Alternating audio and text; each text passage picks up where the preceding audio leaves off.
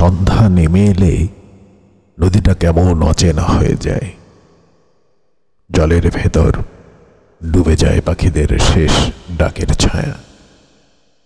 বাতাসে ভেসে আসে অজানা ফুলের গন্ধ, যেন কোনো পুরনো দিনের স্মৃতি। আমি হাঁটি একা, কাদামাটির পথ মারিয়ে। পায়ের নিচে মরে যাওয়া পাতাগুলো চুপচাপ কাঁপছে। দূরে কোনো বাড়ির জানালায় নিভে যায় চিরাগের আলো। মনে হয় এই পৃথিবীতে আমি একাই আছি।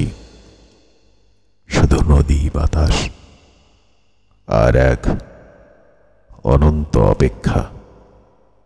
বছরের পর বছর ধরে আমি খুঁজে ফিরেছি এক সুখের ঠিকানা।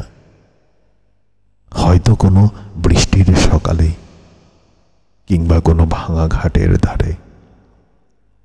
অথচ প্রতিটি সন্ধ্যায় দেখি শহরের কোলাহল ধীরে ধীরে গিলে নেয় আকাশের রং। তবুও কোথাও কেউ যেন এখনো ডাকছে আমায়, অচেনা কোনো সুরে।